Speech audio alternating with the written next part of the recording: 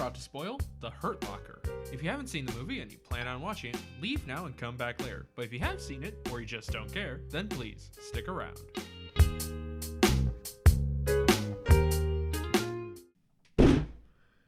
Cameron, there's a bomb on the table. You need to think of the opening joke right now or we're all gonna die. How long do I have? One.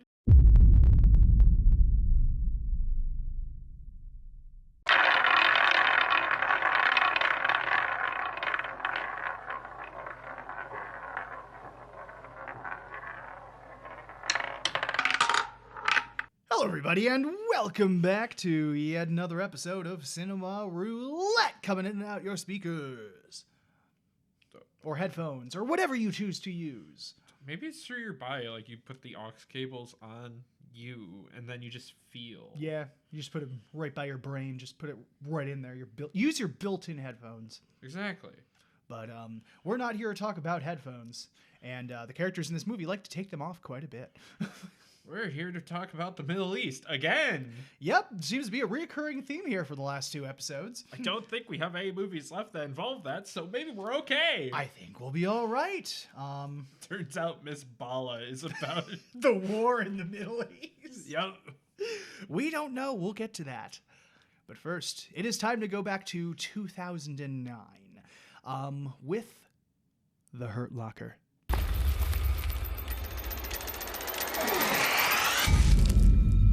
Oh boy.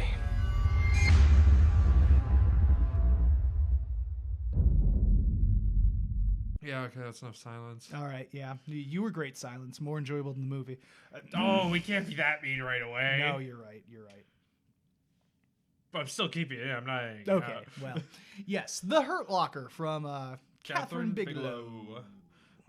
This is the end of our visit with Kathryn Bigelow with her most well-known movie. Yep. Maybe, or second most. I don't know where Point Break would fall. I think Point Break is a little more well-known, or at least more famous, I should say. I think famous around a general audience, but critically speaking, Yeah. Hurt Locker would be higher, because Oscar. Yep, that's right. This was the very first picture to win Best Picture that was directed by a female director. Yeah. Won over Avatar, shockingly. She beat her ex-husband. Yeah. Kind of funny. But He actually told her to make this movie, so self-fulfilling prophecy in a way. I guess, yeah. But this was very much critically acclaimed by movie critics and audiences alike. But will it be critically acclaimed by two jackasses in a basement with microphones? That is a very good question. And that's what we're here today to find out. So... No, I want to go home. Ba-da. I'm trying to be so, at least some level of neutral going into this. Yeah. I also need to not hit the table. So, The Hurt Locker. Where to begin with this? I guess the synopsis is where we normally start. Well, the synopsis kind of just jumps right in, so... Yep, we open. There's a bomb threat. We have a little robot drone going in to dig up a scrap pile in the middle of the street where there's wires and stuff. And yep, there's a bomb there. Yep. Okay, so the military that's there, that one of them puts on the big old bomb suit and goes in to try and defuse it.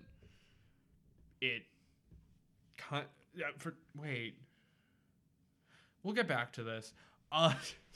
But he goes to defuse it. However, his buddies who are looking out for him see someone on a cell phone, so they go to yell at him. He's asking what the hell's going on, and no one talks on radio, which is totally just a normal thing you would do in the military in this situation especially. Mm-hmm. And he starts running away from where the bomb is. Someone else we see with a smartphone sets off the bomb, which kills the diffuser. The Hurt Locker. Credits roll. Opening credits roll. Title card. Sorry, said the wrong thing. Then we get Sergeant James, or Hawkeye, or Jeremy Renner, however you want to address him. Yeah. He's the replacement bomb man for this team, for Bravo team, I think they're called. And yeah, they go to defuse another possible IED. He defuses the IED. We go... Hold on. I should say we have two other people on this team. There is Owen, who is not taking the death of the last guy very well and honestly thinks he's just going to die here. Yep. And the person in charge, Sanborn? Sanborn. I do not know, and I left my phone over there. Do you want to go grab it? Or? Sure. Sanborn, okay. Yeah, we got Sanborn, we got Owen, and we got James. But yeah, we defuse an IED. And then we go to another situation. Seriously, this is just how the movie moves. Yeah. We go to another situation where the bomb is several clicks down the road. So James puts on the bomb suit, starts waddling on over there, and just as he's reaching the area, a fucking taxi pulls in. Like, it blows through a blockade of soldiers and almost runs James over. James pulls a pistol on him and then tells the guy, yo, fuck off. And then dude fucks off. We find the bomb. This is a similar IED to the other IEDs we've seen. Except after he defuses the IED, there's another wire. So let's see where this wire goes. Oh, that's like 6 bombs. Yep. And then we get the most famous shot from the movie. It's poster on Letterboxd. Yep. But it's okay. We just defuse it. Sorry. You should be. Sorry. It's just my normal reaction. Good. This is funny. And then we got another call. You realize how there's supposed to be like narrative in a movie, right? You would think. Interesting. Yeah. We get a call. It's at the UN, and there's a car bomb outside. They know it's a bomb because it's parked illegally, and also the trunk is weighing down like it has a bunch of weight. It has too much weight in it.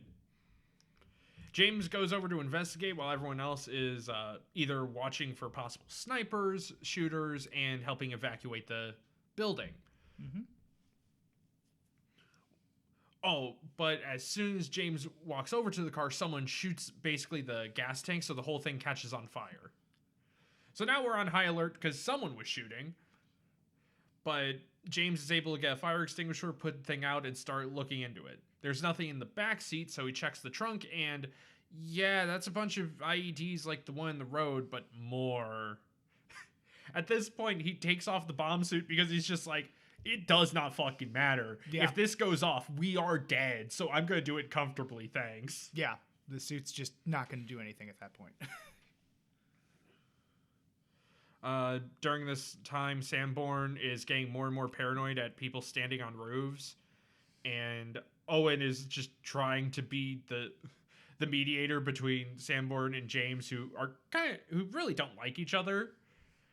But James just tosses off his headset so he can fucking focus, trying to figure out where the ignition to this bomb is. Yeah, because on the headphones, he's kind of panicking, like, we need to go, we need to go, we need to go. We gotta go here. The building's clear. We gotta go. We gotta go. It's just like, shut up. Yeah, I'm in the middle of defusing a bomb. You're not adding anything. Quiet. Shut the fuck up. But he eventually does find where the kill switch is and pulls it out so that way the bomb won't go off. I'd like to note, I guessed it would be in the ignition of the car, and it was. Yeah. Props to you. I'm just happy about that. Yeah. Also, there is one funny moment of Sanborn telling Owen to say, hey, tell James to put his headphones back on. Owen just goes, he'd really like you if you could please put your headphones back on. And James just holds out the middle finger and continues defusing. We get a bit of downtime at the base. We see that Owen is talking to the base's psychiatrist or therapist. Yeah, they just call him doctor. They never specify what kind of doctor he is. Yeah. And Doc is trying to make sure that Owen isn't going fucking nuts. Mm-hmm. But Owen is clearly not mentally well, basically just thinking, I'm going to die out there. Yeah. It's just how it's going to go. Yep. Doc, if you really cared, you'd come out there and see what we have to deal with. And Doc says, I'll think about it. Anyway, we got another call to go help some people. It's a bunch of mercs or hired guns who are just in the middle of the desert, which first is a standoff, but then it's like, oh, we're supposed to help you. Well, this is going great, just helping some dudes change a tire, and why is that guy dead? Oh. Yeah, it turns out there's a sniper in a building a couple clicks away. So everyone takes cover behind a hill. Woo. The owner of the Grand Budapest Hotel grabs a 50 cal and climbs up to try and snipe the snipers, but the sniper snipes him before he can snipe them. Snipers. But yeah, since Sniper's dead, Sanborn climbs on up to start sniping, and James is his, I think it's scout is what they are. Hold on, no. Spotter. Spotter, that's it. Yep. I knew it was an S word. Yeah. James plays spotter for the sniping. They try to shoot the other sniper, run out of ammo. We need to snap Owen out of his shock of seeing a dead body to go loot a dead body for ammo. They find a magazine. The magazine is covered in blood, so it will jam too much, so they need to clean off the blood. But luckily, we load it into the sniper, we snipe the sniper, and however, due to paranoia of there being other shooters, they sit there and wait basically till sundown. Yeah. Also, a guy does come from behind with an AK, but Owen shoots him. Yep. Then we get boys being boys as they're back in the barracks drinking, punching each other. Yep. We find out James keeps parts of the bombs he defuses because he finds it kind of interesting. Sure. Stuff that almost killed him. Such an easy little thing that could have caused his demise. We also find out he has a wife and kid. Yep. Cool. Oh, I also forgot to mention earlier, they were basically saying off bombs that were defused. Like, you basically go to a big quarry or field and just set them off so that way they can be safely detonated. Yep.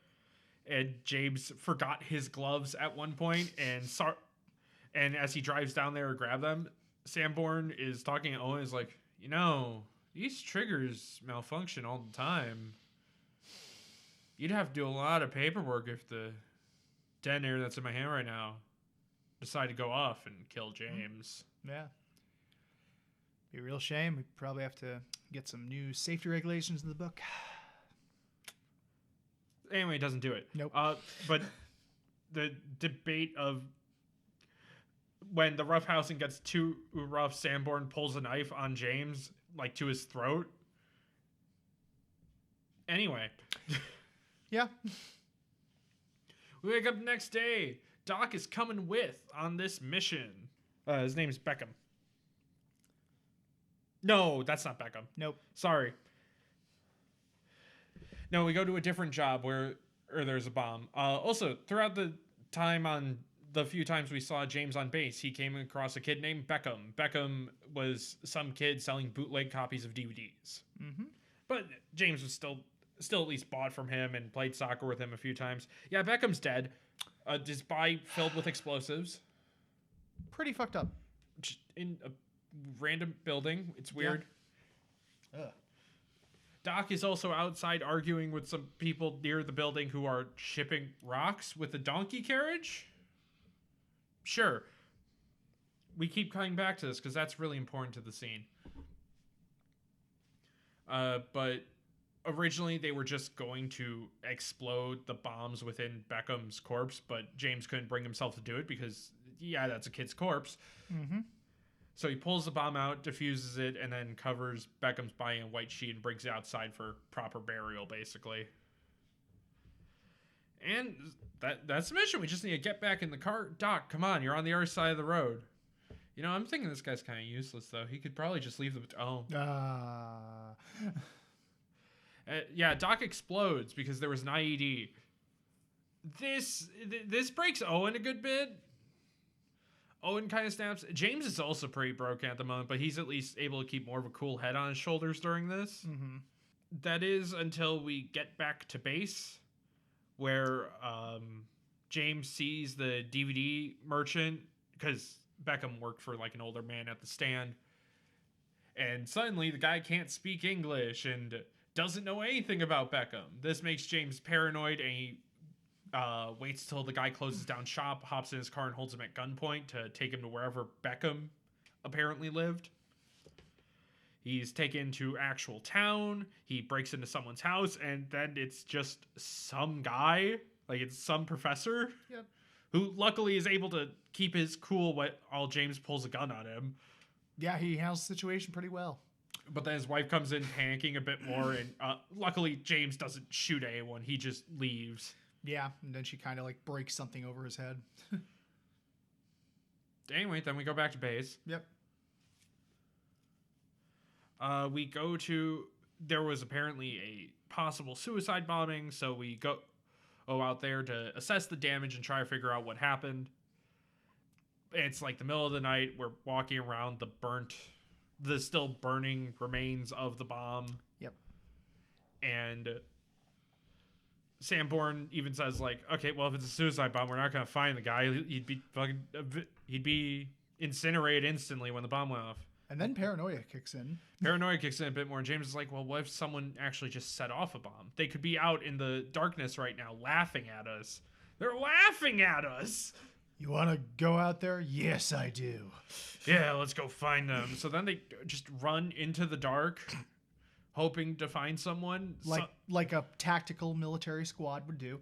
Yep, without telling anyone who probably called them there to investigate the thing, mind you. They get lost in the alleys of town. Owen shoots someone and gets shot. Luckily, James and Sanborn figure out where they're going, follow him, and save Owen. But either the bad guy shot him, or James accidentally shoots him in the leg. Mm-hmm. So then we head back to base. Owen's on Medivac because his femur's like broken in 9 different ways. Yeah. So that sucks. He has like a 6-month healing time at least. Also, this whole time, the amount this group is on deployment has been counting down. So he's basically going to be in the hospital and then be sent home. Yep. We still have James and Sanborn, and they are sent on our bomb job, and this time it's a guy who's wearing a suicide vest, but he claims he did not put it on himself. He was forced into this. They try to save the guy. They aren't able to get the vest off. He explodes. But he has a family. He did have a family. He says that a lot. He has a family. He doesn't want to die. Yeah. It's fair. He says that a lot, and then the guy translating says it a lot. Yeah, the translator keeps yelling at James. It's like, I get it. After this, because James did almost die in the blast, Sanborn is just like, I want to go home. I want to go have kids. I don't want to be in this fucking desert anymore. Yeah. James is like, yeah, I usually just ignore everything and just zone out. That's how I get through this. Then we see James at home a bit, being very disconnected with his wife and kid. He also tried to call him at one point, but didn't say anything because he's brooding. Yep. Because he does that. Then he kind of hints to his wife, like, there was another bombing. They could really use bomb technicians like me. Can you cut that, honey? It's literally her response. She doesn't even, acknowledge. Yeah, because they're making dinner. And she's like, whatever. Can you just cut the fucking mushrooms? Yeah. Anyway, we get a final scene of him going back with Delta Squad, and he'll be there for another year. The end. Then that was the Hurt Locker. That was the Hurt Locker. Yes. So, where to start with this? I don't want to watch Kathryn Bigelow war movies anymore. Yeah, don't worry. This is the last one, isn't it? This is the end of her section. Well, this is the end of her section. She does technically have one more that came out, I think, last year. Yeah. But we don't have to watch that. Yes. It's not on wheel. Now. Unless you, the viewer, want to yell at us to listen to it, which will get you another episode like this one. We're pointing at you, and you can see because this is an audio podcast. Yeah, well, I said you, so who else do you think I'm talking to? The person next to them? You. Don't look them in the eye. What the fuck did I say? The Hurt Locker is considered one of the most influential war movies of the 21st century. It was nominated for 9 Academy Awards and won 6. You were correct. You can math good. Good job. And I forgot the mic would pick up my clapping. You're good. Including Best Director, Best Original Screenplay, and Best Picture. We do not agree with this, unfortunately. I don't. really didn't care for this movie because, fun fact, I watched this for the first time in college in my film studies class. And I remember watching it and thinking, it's okay. It's fine. Good performances, middle of the road. Upon rewatch, that opinion has gone down quite a bit. Because let's get the positives out of the way, I think we should say first, huh? Okay, the movie ends. Yeah, that's one. I will say, like, there's some really good cinematography. Like, I really like the use of slow-mo at the beginning and that opening explosion. That was pretty rad. And the thing is, like, there's a lot of shaky cam at the beginning, but thankfully I feel like the cinematography gets better as the movie goes on. And it still does, even with the amount of cutting it has, it still does look like real footage. Yes, exactly. It looks like it could actually be, like, documentary footage. Cinematography's great. Performances are awesome. Jeremy Renner's great as the lead. With what they're given. With what they're given, yeah. It's a pretty tight-knit group of people.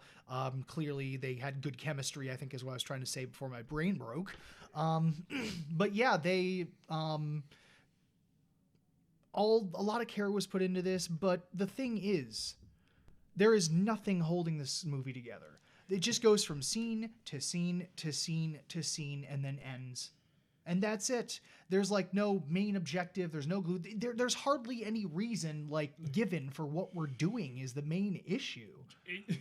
It's like if you took a TV show where there was a crime of the week, but that crime of the week was always a bomb, and you cut out most of the parts where people talk about why they're going to defuse the bomb. Yeah, like half the time it's like, you know, these bombs are planted underground. Okay, great. Why? Why are they planted underground? What is their objective? What are they trying to blow up? Like, is this a trade route you guys often go down? Yeah. Are they just being terrorists and want to hurt civilians, or... Who knows? Barely any. I mean, the only one that makes sense is the one outside the UN, because it's the UN. Exactly. That makes sense. But, like, there's just...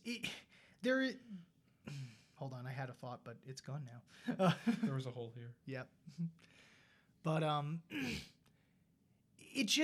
it needed something there, you know, for something for us to care about why we're here. And it's really hard to care about characters. One who seems really gung-ho about killing someone, the other who seems to be, well, and the other two who seem ready to die. Yeah, pretty much. Like, it's just, it's confusing a lot at times. I don't know. I just don't get it, man. I don't get why this movie was so praised by the mainstream. I will say the first half of the movie, the tension is good. First half of the movie, there's at least tension in the action scenes, and there's suspense where like they're defusing the bombs and all that. But I think after the sniper battle, it just falls apart entirely. Yeah, which it's trying to show that like the horribleness of war and what it turns people into, where you're just either doing your job or you're thinking of dying. Yeah. And sure, I get that. But also, I've seen like 16 other movies that do that. Yeah. And like, yeah, war is bad. War sucks. We know this. War sucks. We covered that in the 70s. Yeah, exactly. Like, it's just so cliche, man. Like, it's like, and it's also just like, we literally did this a few years ago with Jarhead. One of the actors in this is from Jarhead. Yeah, exactly. Like, they got good actors, but I don't know, man. It's just... And now, granted, this was very heavily, like, independently produced. Like, only had a budget of, like, 15 million, I think I said? Yeah. Yeah, I think, which it did really well at the box office. Actually didn't. Did not. No, it only made about 14 million. It's Really? It bombed? It's one of...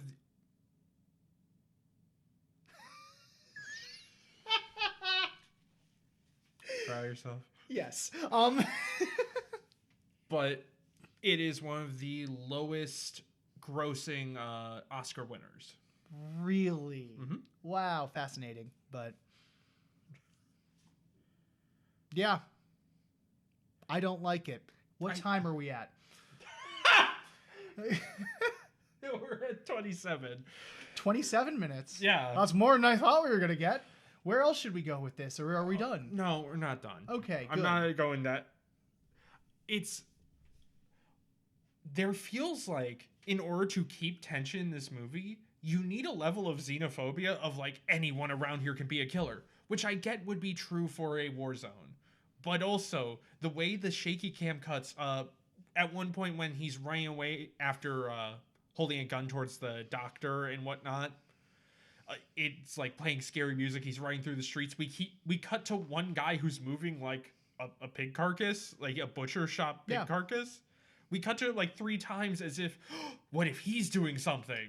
He's just working. I feel like Will Smith in Men in Black 1, where it's like, that dude's not snarling, he's sneezing. That guy's just working out. Yeah, exactly. Like, it's a little ridiculous. Like, thankfully there isn't blatant xenophobia in it, but like the tension would come from someone like being scared of these people, which we're not. Like, and like I get the soldier mindset. Yes, they would be paranoid because they are in an active war zone. But as a viewer, I'm just sitting there like, yeah, those dudes are watching because you're a bunch of military dudes standing out here. Yeah, of course. I'd be going, what the fuck, too? Also, the movie cuts multiple times to whoever is detonating the bombs. Mm-hmm. And you think, like, oh, since we're the investigators of the bombs, we'll figure out who this guy is, maybe start triangulating or figure out why he's doing it. No. Never catch him. Never figure out what's going on. Nope. Just, we defuse bombs. Yeah. Oh, the thing I was going to bring up, the opening. Yeah. Because that is the same bombs that we see in the other in the same IED defusals. James just defuses it by taking out the blasting cap and snipping it. Why didn't he do that in the opening? Good question. Would have helped. Like, it's the same bomb. Yeah. Just take out the blasting cap. There you go. Yep. But instead they took out the C4 and like place it up top. Yeah, it's weird. Like on top of the little robot thing, which is I don't think is ever used again in the movie. Yeah. Actually, my dad works for the company that makes that robot. Really? Or he worked for him because he's retired now. But yeah. Oh, that's cool. Yeah, Northrop. Nice. Not nice. They work for the U.S. military. True. But also, this is more just I don't know about the bomb suits type deal. But I feel like he was a good enough distance away that bomb suit should have protected him. Mm-hmm. Like, I understand if he was right on top of 4 or 5 bricks of C4, he's fucked. But he was pretty far from them. He was a good distance, yeah. At least from what the perspective told us. Yeah. The explosions look good. They made sure to use less gasoline to keep it more realistic. Okay. Because that's why you see such big fireballs in Hollywood is they put in gasoline. But in a realistic explosion, it's mostly just dirt and dust that get kicked up. Yup. Yeah, that's my praise. There are some cool shots. There's some good camera work. Yeah. Even though the scene feels meandering, the suicide bomb at night with all the fire around gets some pretty good glamour shots. I also love the one where he's like on the phone in the sunset and like... Wait, he's dramatically calling his wife. Yeah. Yeah, you can feel a lot of the early 2000s in this. Oh, yeah. It's a movie I wish I enjoyed more, because I genuinely do not enjoy it. I'm just bored. Yeah. I don't care. Mm-hmm. It is a bit funny to me, because the last movie we covered also wasn't a strong narrative.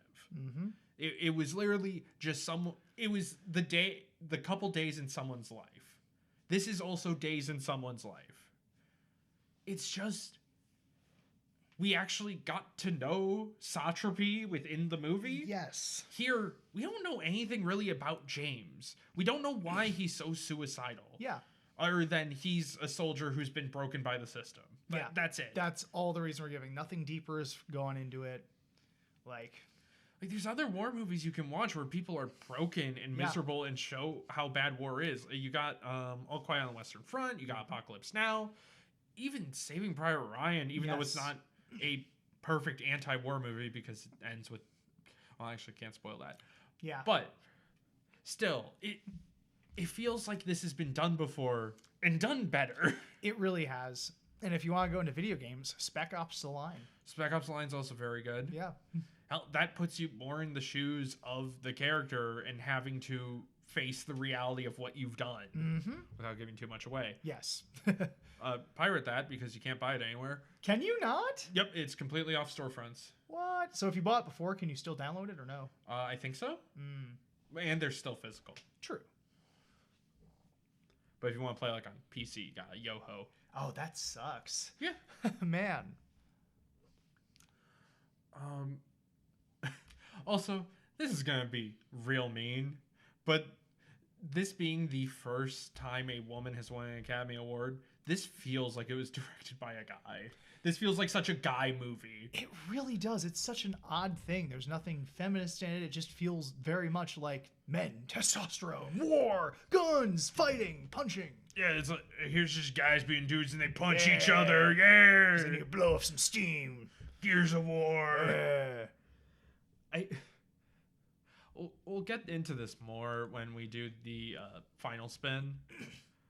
And I've said for basically every Kathryn Bigelow movie at this point, it doesn't feel like she has a voice. Yeah, at least like a directive voice or something, a creative.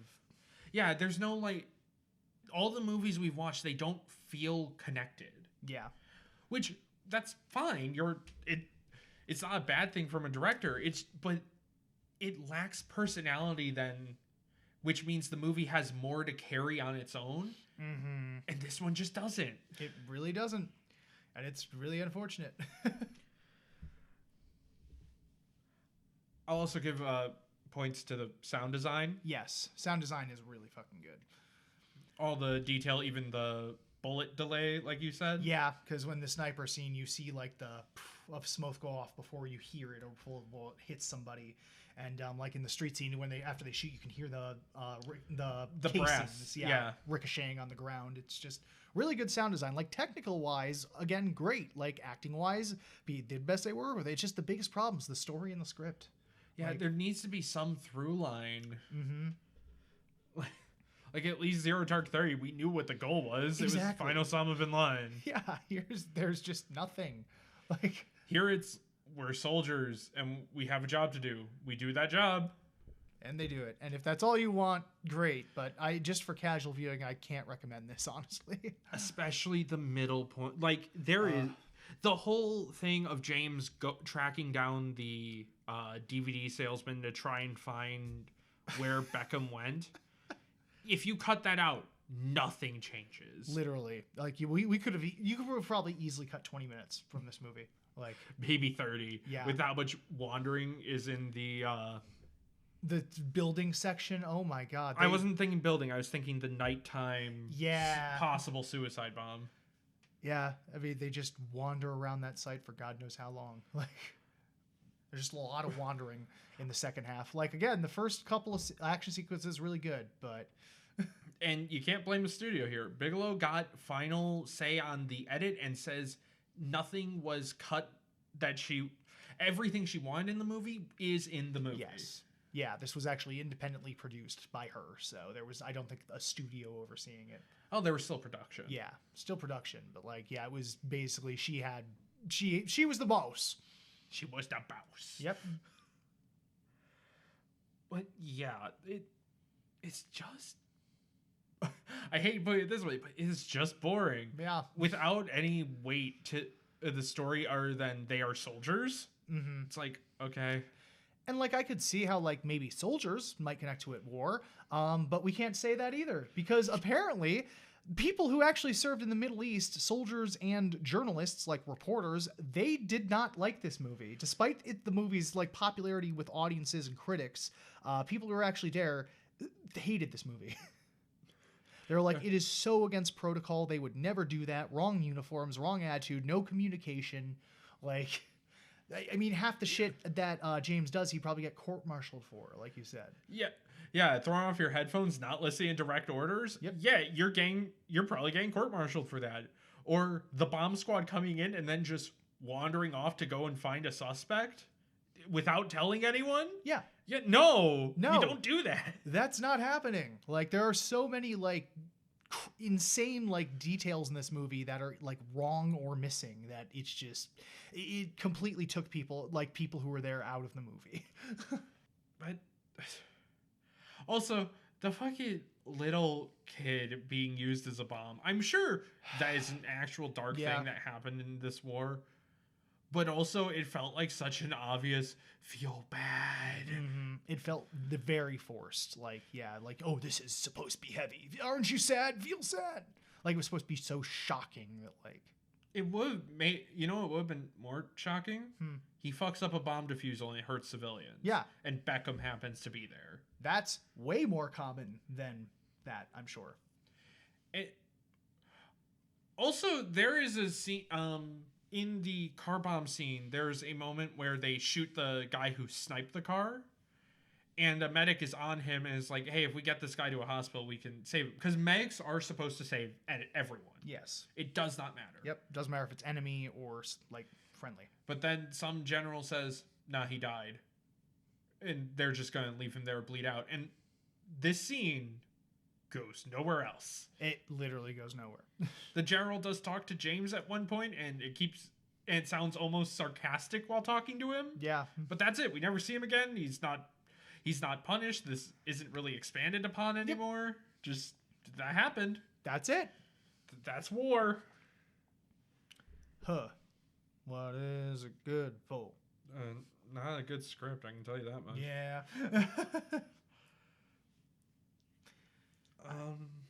Because I guess at the end of the day, I'm not really a huge war movie fan. Like there are some war media I like I think 1917 is amazing, and The Pacific and Band Brothers are good TV series, but and Apocalypse Now, like you said, Saving Private Ryan. But I don't know. I just as a whole, I'm not just. It's just not our genre, I guess.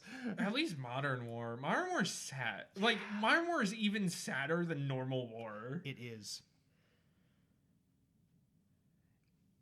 Yeah. Spoilers. War sucks. I think that's. I think it's a good note to end on. But that's gonna be it for Kathryn Bigelow. But however, Cameron, we do have to rate this movie. We do. So, Cameron. Yes, Justin. What kind of day at the beach is this movie?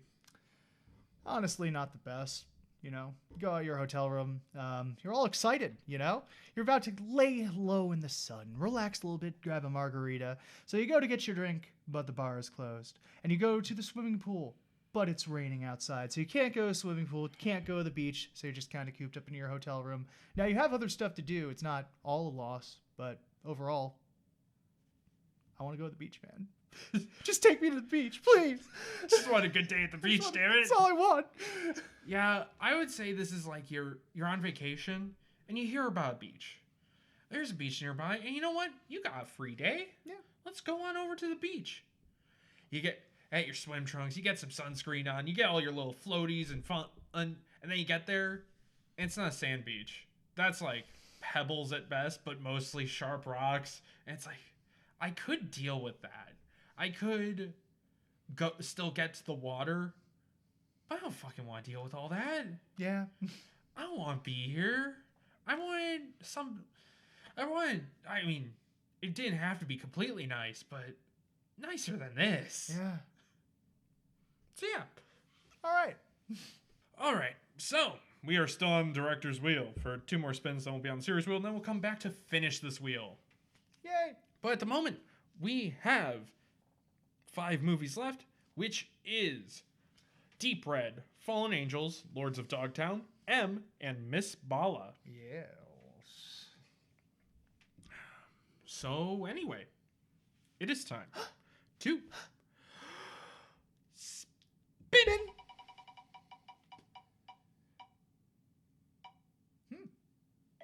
We're Dead Kids. All right. We are moving on to M by Fritz Lang. We're gonna finish off Fritz Lang. Yay! Are we gonna end with 2 Catherine Hardwicke movies? Dunno. We'll find out on Cinema Roulette. No, we don't end on there. We usually have a cutaway gag, but we also sometimes talk about movies more. But we've been really just going right to credits.